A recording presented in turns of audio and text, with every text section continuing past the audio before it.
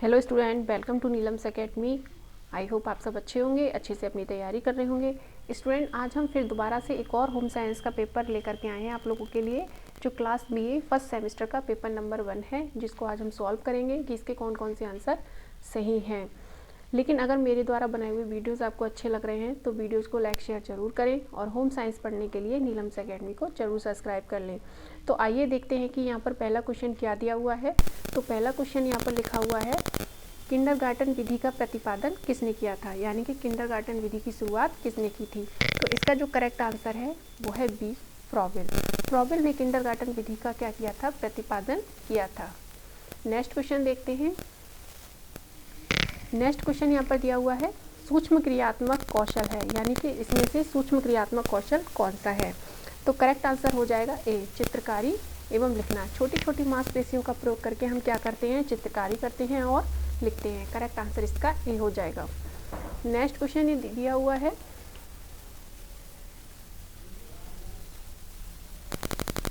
बाल्यावस्था में लड़के और लड़कियां खेलते हैं। तो बाल्यावस्था में लड़के और लड़कियां इकट्ठे होकर के खेलते हैं, मिलजुल करके खेलते हैं। तो करेक्ट आंसर इसका बी हो जाएगा।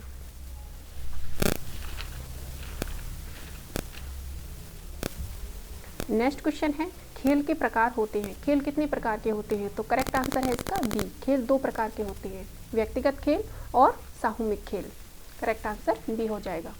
नेक्स्ट क्वेश्चन है, बाल्यावस्था में बहुतायत समस्या होती है, यानी कि बाल्यावस्था में सबसे ज़्यादा समस्याएं कौन सी देखने को मिलती हैं। ए है, पहला है इसमें बिस्तर गीला करना, दूसरा है अंगूठा चूसना, तीसरा है क्रोध करना। तो ये तीनों ही समस्याएं हमें बाल्यावस्था में बहुत ज़्यादा देखने को मिलती हैं। करेक्ट आंसर इसका डी हो जाएगा। नेक्स्ट क्वेश्चन है, बच्चों के व्यवहार संबंधी विकारों में जोखिम कारक हैं, यानी कि बच्चों में जो अच्छा व्यवहार नहीं होता है वो किसके कारण होता है। तो पहला है पारिवारिक जीवन, बिल्कुल सही बात है। अगर पारिवारिक जीवन अच्छा नहीं होगा तब भी बच्चों का व्यवहार क्या होगा, अच्छा नहीं होगा। दूसरा है बौद्धिक अक्षमता, यानी कि वो मानसिक रूप से भी अगर सही नहीं है तब भी वो व्यवहार अच्छा नहीं करेगा।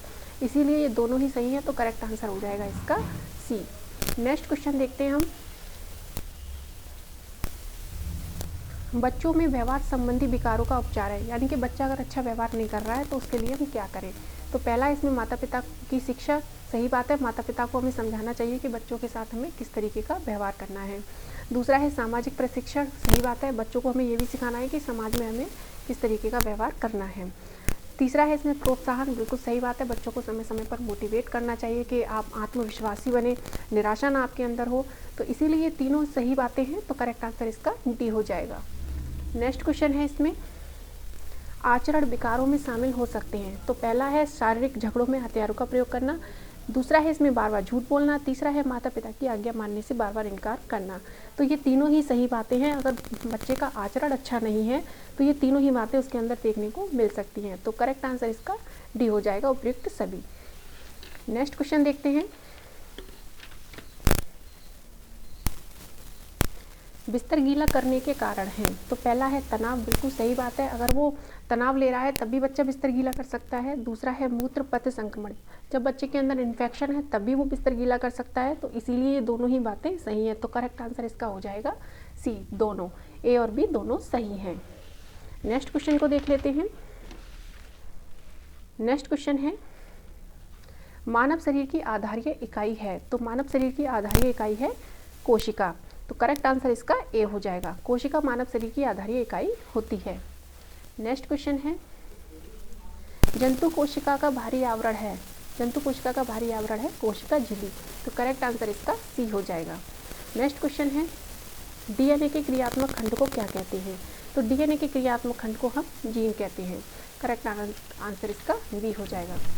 नेक्स्ट क्वेश्चन देख लेते हैं, लाइसोसोम को क्या कहा जाता है। तो लाइसोसोम को एटम बम भी कहा जाता है, आत्मघाती थैली भी कहा जाता है, डिस्पोजल इकाई भी कहा जाता है। तो इसीलिए इसका करेक्ट आंसर डी हो जाएगा। नेक्स्ट क्वेश्चन है,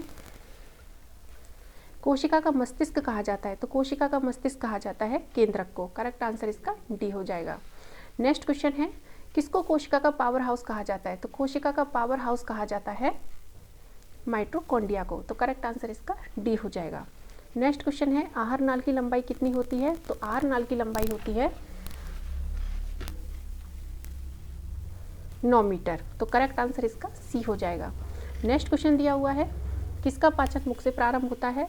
तो करेक्ट आंसर इसका हो जाएगा बी, कार्बोहाइड्रेट। कार्बोहाइड्रेट का पाचन मुख से प्रारंभ होता है, बाकी प्रोटीन और वसा का पाचन मुख से प्रारंभ नहीं होता है। तो करेक्ट आंसर इसका बी हो जाएगा। अगला क्वेश्चन देखते हैं।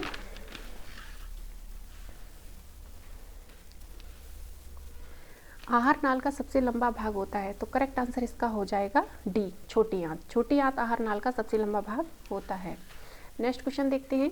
पाचन करने की आवश्यकता नहीं होती है, किन को पाचन करने की आवश्यकता नहीं होती है? तो पहला है विटामिन, दूसरा है खनिज लवण, तीसरा है जल। तो ये तीनों को ही पाचन करने की आवश्यकता नहीं होती है, फिर भी ये हमारे शरीर के लिए यानी कि पाचन करने के लिए इम्पोर्टेंट होते हैं। नेक्स्ट क्वेश्चन है, पित्त के पाचन में सहायता करता है, तो करेक्ट आंसर इसका हो जाएगा वसा। पित्त क्या करता है? वसा के पाचन में सहायता करता है। पित्त वसा को पायसीकरण में बदलने का कार्य करता है। नेक्स्ट क्वेश्चन है, जठर ग्रंथि कहाँ पाई जाती है? तो जठर ग्रंथि पाई जाती है आमाशय में। करेक्ट आंसर इसका ए हो जाएगा। नेक्स्ट क्वेश्चन है, श्वसन तंत्र का अति महत्वपूर्ण अंग है, तो करेक्ट आंसर इसका हो जाएगा सी, फेफड़े श्वसन तंत्र का अति महत्वपूर्ण अंग होते हैं। नेक्स्ट क्वेश्चन है, मनुष्य के शरीर में फेफड़ों की संख्या कितनी होती है? तो करेक्ट आंसर इसका हो जाएगा 2। मनुष्य के शरीर में फेफड़ों की संख्या 2 होती है।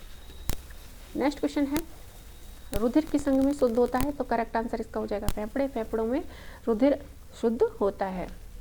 नेक्स्ट क्वेश्चन देख लेते हैं। श्वसन में कौन सी गैस निष्कासित होती है? तो करेक्ट आंसर इसका हो जाएगा B, carbon dioxide. Carbon dioxide को ही हम छोड़ते हैं। नेक्स्ट क्वेश्चन है, फेफड़ों के आवरण को क्या कहा जाता है? तो करेक्ट आंसर इसका हो जाएगा ए, प्लूरा। प्लूरा के फेफड़ों के आवरण को कहा जाता है। नेक्स्ट क्वेश्चन है, मानवीय फेफड़ों में छोटे छोटे हवाकोश होते हैं, उनको क्या कहा जाता है? तो करेक्ट आंसर इसका हो जाएगा सी, वायुकोश।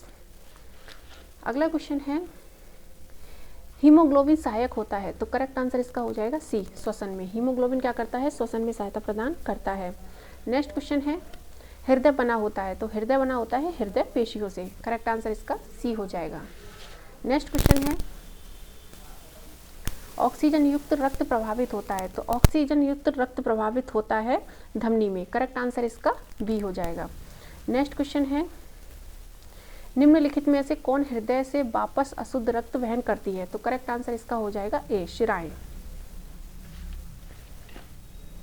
अगला क्वेश्चन है, मानव शरीर की सबसे बड़ी धमनी को क्या कहा जाता है? तो इसे कहा जाता है महाधमनी। करेक्ट आंसर इसका ए हो जाएगा।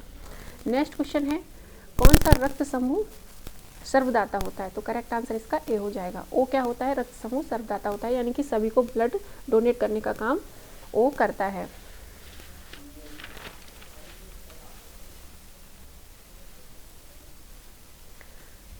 हाइपरटेंशन संकेत देता है, तो करेक्ट आंसर इसका हो जाएगा B, high blood pressure.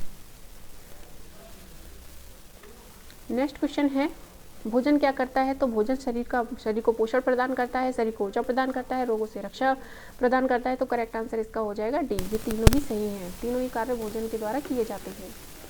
Next question है, पोषक तत्व जो शरीर को ऊर्जा पहुंचाते हैं वो क्या कहलाते हैं? तो करेक्ट आंसर इसका हो जाएगा सी, कार्बोज एवं वसा। कार्बोज एवं वसा क्या करते हैं? पोषक तत्व हमारे शरीर को ऊर्जा पहुंचाने का काम करते हैं।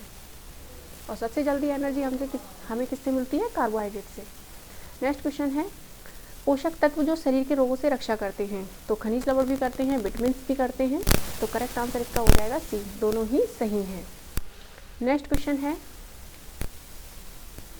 पोषण की कितनी अवस्थाएं होती हैं? तो करेक्ट आंसर इसका हो जाएगा 2। पोषण की 2 अवस्थाएं होती हैं, तो करेक्ट ए आंसर इसका करेक्ट हो जाएगा। तीसरा नेक्स्ट क्वेश्चन है, जब पोषण शरीर की आवश्यकता के अनुकूल होता है तो ऐसी स्थिति को क्या कहते हैं? करेक्ट आंसर इसका हो जाएगा ए, सुपोषण।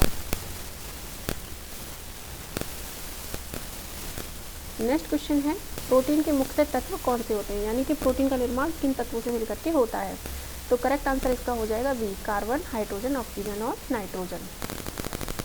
नेक्स्ट क्वेश्चन है, प्रोटीन कार्य करता है तो शरीर का निर्माण करता है, कोशिकाओं की मरम्मत करता है। तीसरा है, इसमें शल्य चिकित्सा में उपयोगी होता है। तो इसीलिए तीनों ही सही हैं, तो करेक्ट आंसर इसका डी हो जाएगा।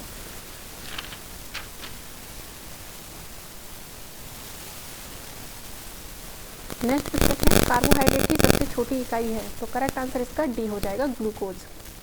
कार्बोहाइड्रेट की सबसे छोटी इकाई कौन सी होती है? ग्लूकोज होती है।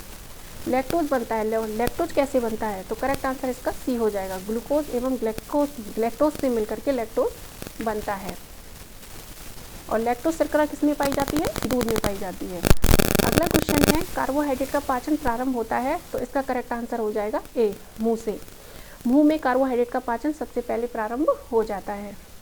बाकी के प्रोटीन तत्वों का पाचन मुंह से प्रारंभ नहीं होता है। अगला क्वेश्चन है, लाइपेज क्रिया करता है, तो लाइपेज किस पर क्रिया करता है? करेक्ट आंसर इसका सी हो जाएगा। वसा पर लाइपेज क्रिया करता है। वसा को पचाने का काम लाइपेज करता है। अगला क्वेश्चन है, 1 ग्राम वसा कितनी कैलोरी देता है? तो करेक्ट आंसर इसका हो जाएगा डी, 9 कैलोरी। नेक्स्ट क्वेश्चन है, वसा की कमी से क्या होता है? तो वसा की कमी से पाइनोडर्मा हो जाता है, तो करेक्ट आंसर इसका बी हो जाएगा। अगला क्वेश्चन है,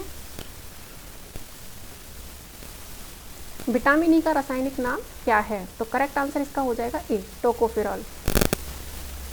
अगला क्वेश्चन है, वसा में घुलनशील विटामिन हैं, तो करेक्ट आंसर इसका हो जाएगा ए, विटामिन ए, डी और ई और के, ये क्या होते हैं? वसा में घुलनशील विटामिन होते हैं।